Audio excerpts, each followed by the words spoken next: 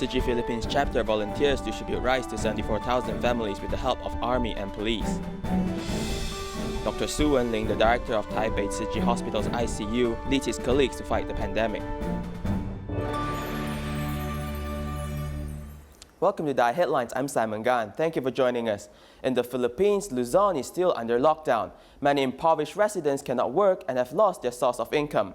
Tzu Chi Philippines Chapter volunteers have obtained the government's permission to distribute rice to the impoverished residents. Let's take a look. Salamat din po kasi malaking tulong na po ito kasi yun nga, bawal lumabas, limitado lumabas tapos yun, para hindi mahawa, mag-stay na lang sa bahay.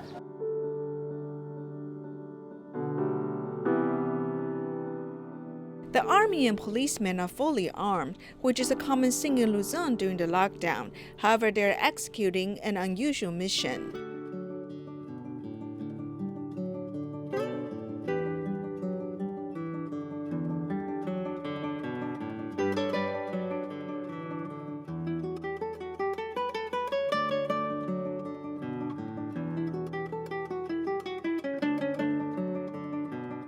Tzu Chi is distributing rice in the Philippines. While 1,000 to 2,000 families are benefited, less than 100 people, including Tzu Chi volunteers, local officials, army and policemen, must maintain the order.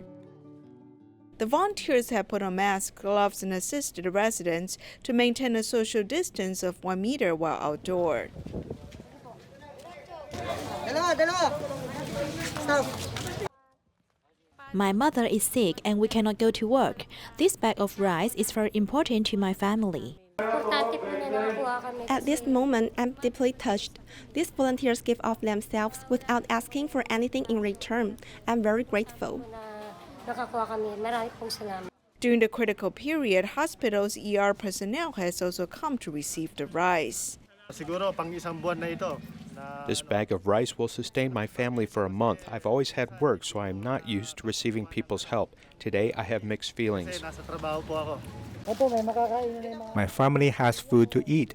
I will share the rice with my neighbors. With a serious epidemic, residents below the poverty line do not have work to do and need food. As they carry the bags of rice, they also feel the volunteers' love and care. U.S. Tzu Chi volunteers in California delivered masks to 10 hospitals. Many hospital management personnel or medical professionals have expressed their deepest gratitude to Tzu Chi. Tzu Chi U.S. headquarters has purchased 5,000 KN95 masks from mainland China. China Tzu Chi volunteers have also donated 10,000 surgical masks. Tzu Chi Northern California chapter is packaging the supplies ready to distribute them. We spray the entire boxes with hypochlorous acid.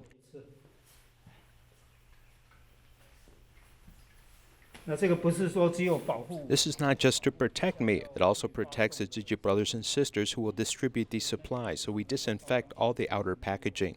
When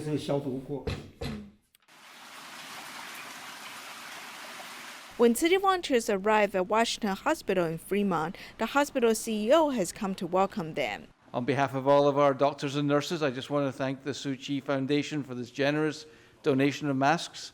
They will be put to use right away, and we really are very grateful to everybody for thinking about our patients this way. And we just want to thank everybody for everything that they're doing to keep us in their thoughts. The male nurse at Alta Bates Hospital is excited to see Tzu Chi volunteers bring epidemic prevention supplies. Even though it is his day off, he still came to express his appreciation. Thank you. In Malaysia, hospitals are in need of epidemic prevention supplies and have asked NGOs for help. Johor Bahru Tzu Chi volunteers have made face shields for many of them, and now they have also started sewing protective clothing. Asking a medical professional to put on a protective clothing, volunteers want to know if it meets the standards. As soon as I got the sample, I took it apart and then I drew a sketch of the parts. Then I sewed a sample to show other people. He said, "It is fine, no problem." Volunteers are turning cloth provided by the government hospital into protective clothing. To recruit sewing volunteers, city volunteers call people on the phone and posted messages on social media. A friend who saw the message asked me to come help out. This is not very difficult to sew, but drawing a sketch is a bit troublesome since we did not know this. In the past, I've never sewed anything like this. This is my first time doing this. An entrepreneur who runs a uniform factory has come to Johor Bahru Tzu Chi with an electric cutter. He turns the dining table into a cutting bed. The electric cutter is used at our factory to cut large amounts of thick cloth. Usually my workers would be doing the cutting. Today, I'm doing it myself. I haven't done this in 10 or 20 years. I hope I can finish cutting them in 2 days.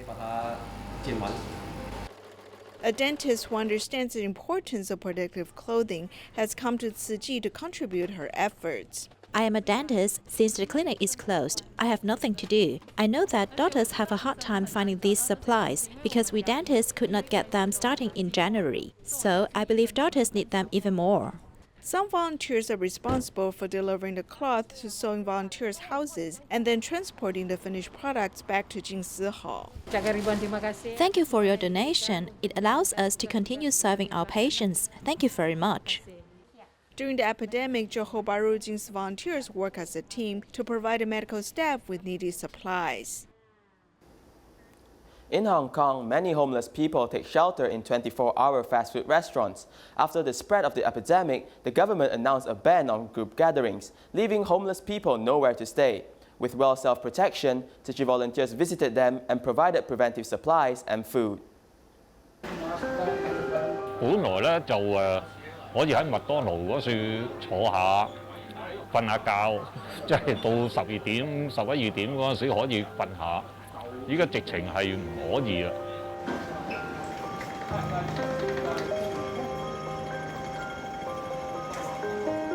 Hong Kong is famous for its splendid nights. Recently, because of the epidemic, the beautiful scenery has faded. Originally, homeless people can rest in the 24-hour store. Now, they have to find another place. It's not that ideal to find a place to stay outside. It's a bit more comfortable in a fast food restaurant on rainy days. At least there is a roof to protect from the wind and rain, and it's also safer. 因為咧，我哋社區咧就一個嘅疫情咧嗰個嘅爆發咧就。Because the outbreak in the community is getting worse, the government has formulated some regulations and measures. At this moment, as Tzu Chi volunteers, we feel pity for them, and we'd like to see how we can help them. 好不捨，同埋我哋有乜嘢可以嘅即時可以去關懷佢。A Tzu Chi volunteer, Wenlin, cared for this group of disadvantaged friends for more than 4 years. During the epidemic prevention period, she was more attached to them.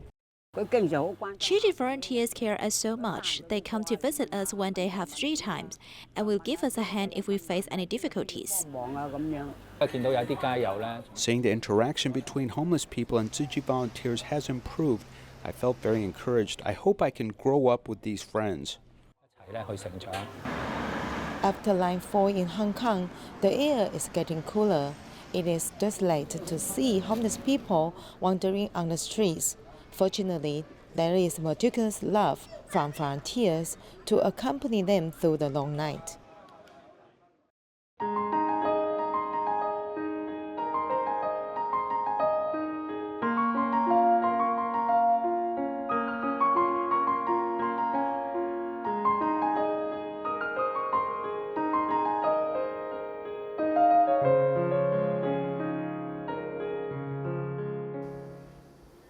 In Hamburg, the second largest city in Germany, a Tzu Chi volunteer who knew nothing about sewing watched online videos to learn how to sew. At last, she spent 6 hours to make the first cloth mask. Now, she is skillful in making masks and also makes masks for her neighbors and relatives.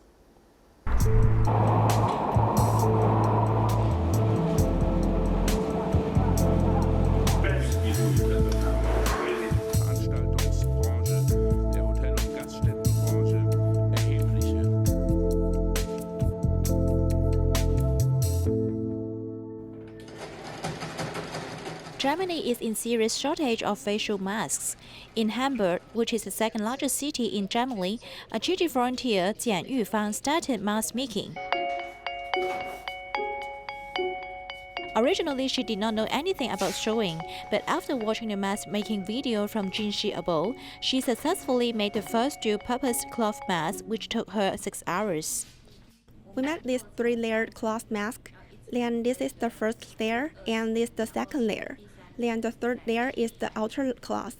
So we can put a filter in the middle. After all these 3 layers are done, this is like this when we wear it.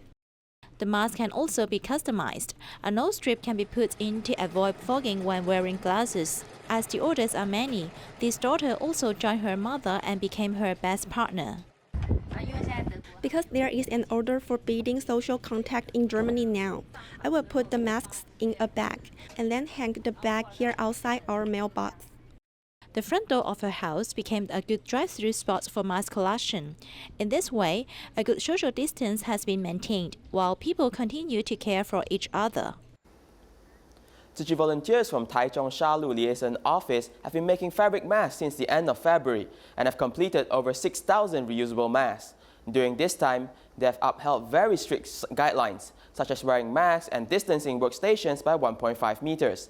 All the volunteers feel they must keep a safe working environment, so they may continue to make reusable masks for those who need it.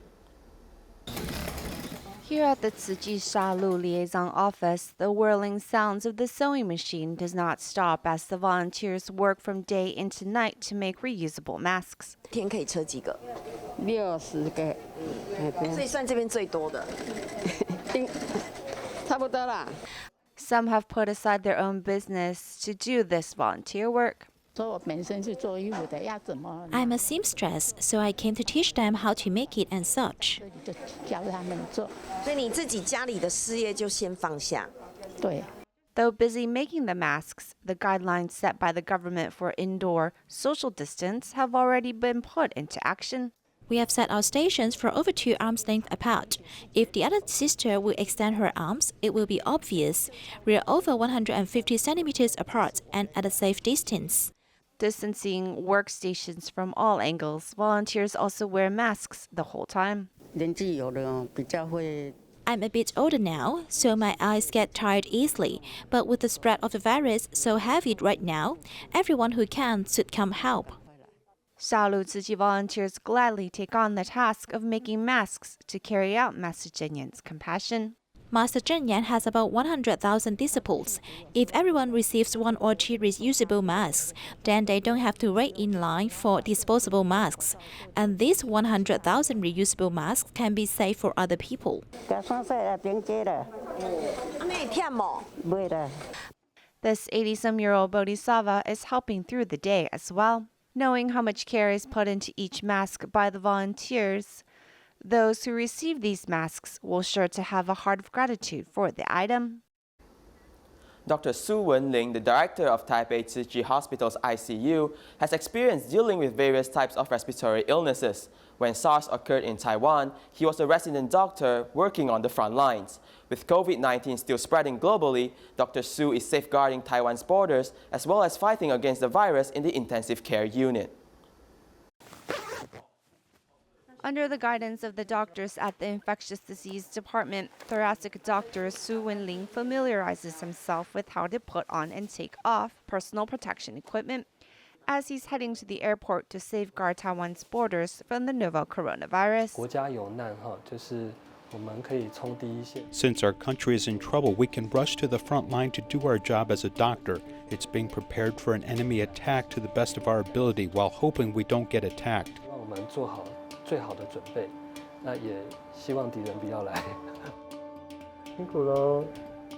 When Dr. Tzu dons his PPE once again, it's like he's going back in time when SARS attacked Taiwan. Back then, Dr. Tzu was a resident at the Tri-Service General Hospital and was at the front lines fighting for patients. The most unbearable thing is seeing patients one by one get progressively worse and not being able to do anything to help them recover.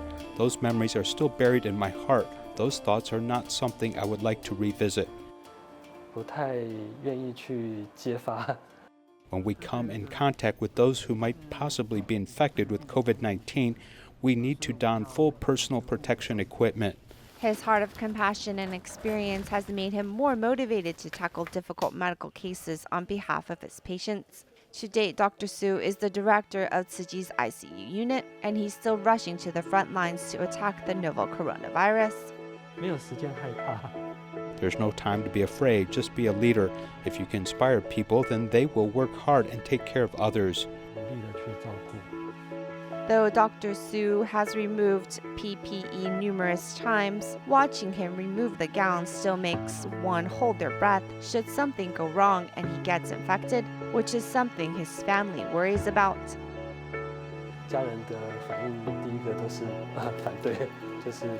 My family's initial reaction is always to oppose my decision. However, in the end, my wife will respect my decision because if she continues to oppose me, then I will feel like I didn't do what I'm set out to do.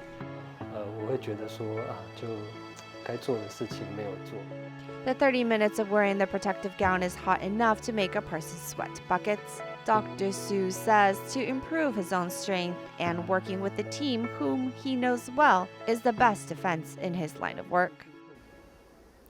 On April 6, the community and long-term care team of the Taipei Tzu Chi Hospital went to the Zhonggang Recycling Education Center in New Taipei City and gave talks on physical strength, psychological aspect, and how to take medication correctly to the senior recycling volunteers.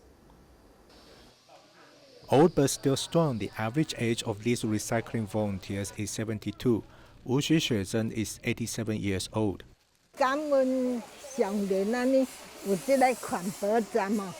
grateful to Master Zheng Yan for having this recycling station for us to do recycling and the volunteers coming here to talk to us and care about us. I enjoy this kind of life very much, and it's also good to my body. The community and long-term care team of the Taipei Tzu Chi Hospital joins TEMA to hold a health counseling service for recycling volunteers in northern Taiwan. The nutritionist teaches them how to replenish enough proteins, while the occupational therapist teaches them how to do therapeutic exercise in a correct way to train their core muscles. Most elderly people talk in Taiwanese, but the medical team can also communicate with them easily. Put it down, do it slowly. You did it too quickly, do it slowly. You were doing this one, right? So I want you to do one more. Raise your both feet. There are also pharmacists on site to check on the elderly's medication, so as to integrate the medicines from different specialists to avoid duplication. The psychiatrists are there to identify the cognition problems of the seniors. I often say that to delay the loss of body functions and the onset of dementia, the best way is to exercise, to use one's brain, and to have a good interpersonal relationship. And we found that doing recycling actually has these three areas. Recycling volunteers take care of the health of the earth, and Tzu Chi volunteers take care of the health of these recycling volunteers. In 2019, the UK passed an animal protection bill called Lucy's Law, which tried to ban overbreeding of dogs and cats which were treated inhumanely. There are NGOs in Taiwan which want to pass a similar version of the law, though pressure from the pet industry is too powerful and has blocked such legislation. For now, the only thing to do is to increase consumer awareness about this issue.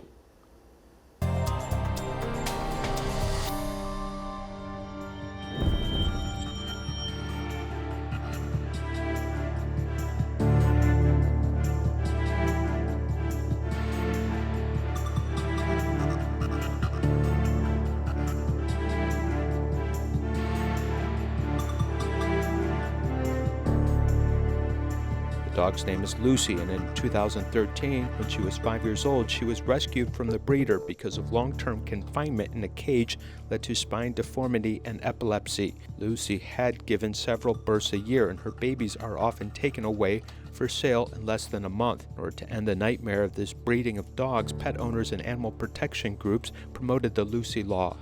And when I adopted her, I decided to set up a Facebook page for her, and it kind of just snowballed and more people joined.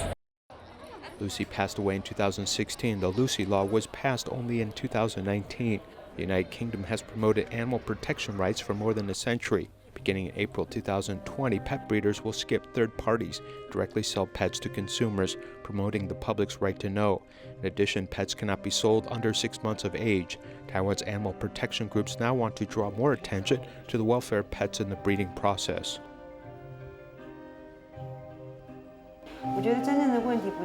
I think the real problem is not whether there's a third-party seller involved, as when selling an animal or living thing, the consumer has a right to know. The seller must let the consumer know and disclose correct information associated with sale. According to the provisions in the Animal Welfare Act, every cat or dog cannot have more than 3 births within 2 years, and it cannot have more than 7 births in its lifetime. Also, the environment in which the animals live must comply with laws and regulations. In this case, the width of cage is 103 centimeters, and on the inside and the height from the bottom level to the upper level is 60 centimeters.